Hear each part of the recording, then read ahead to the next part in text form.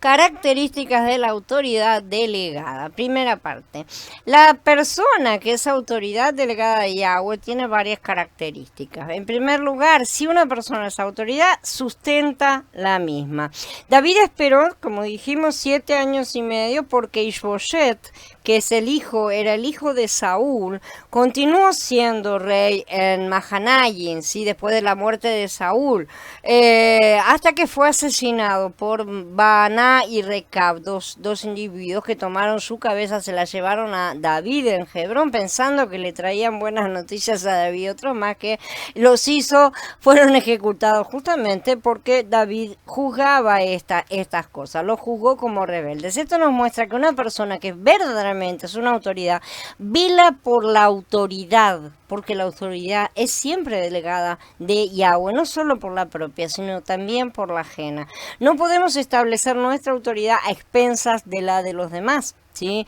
Cuanto menos uno se considere que es la autoridad, más autoridad Elohim le dará.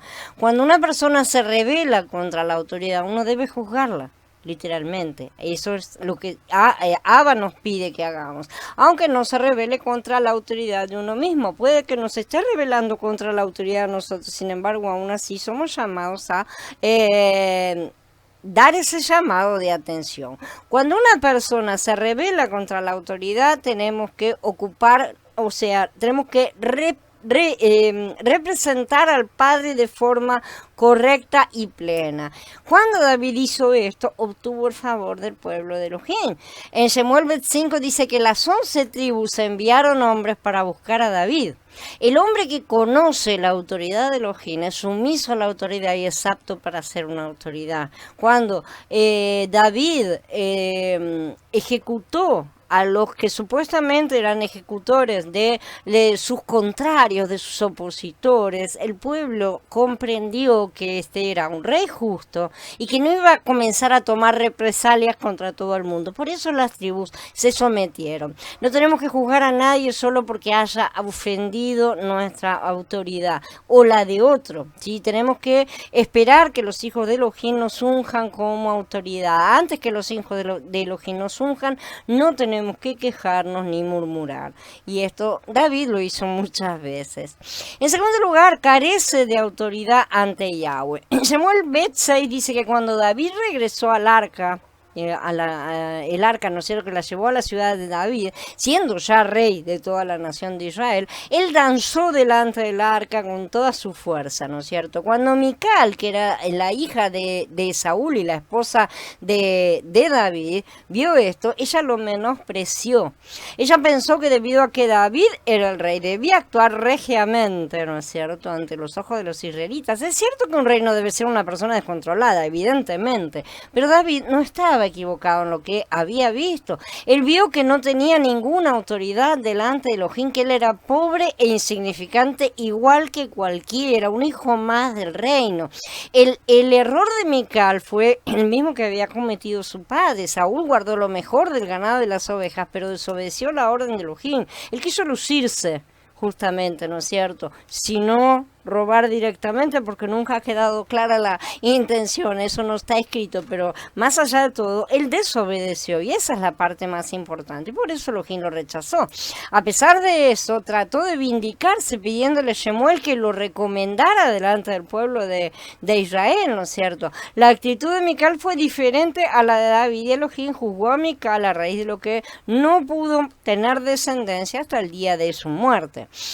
Cuando David se presentó delante del Adón, sintió que él era tan pobre como cualquier otro, no se consideró más que los demás. La autoridad delegada debe considerarse pobre y humilde como los demás del pueblo de Elohim.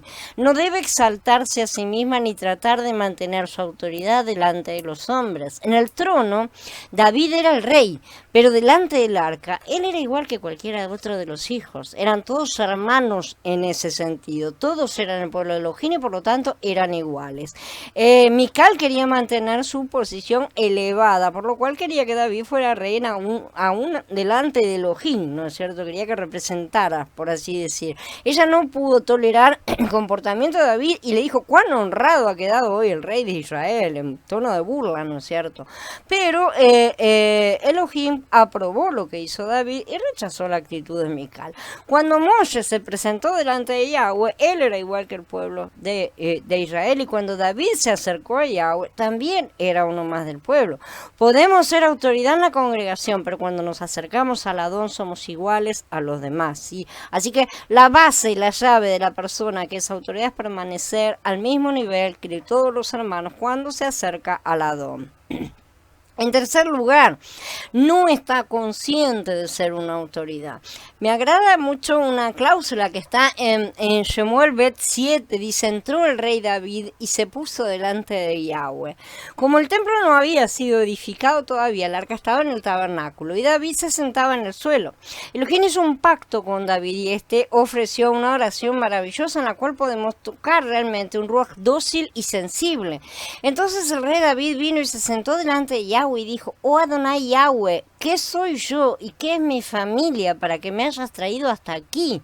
Y aún esto, Adonai Yahweh, te ha parecido poco, pues también has hablado del futuro de la casa de tu servidor, que esa sea la ley para el pueblo, Adonai Yahweh.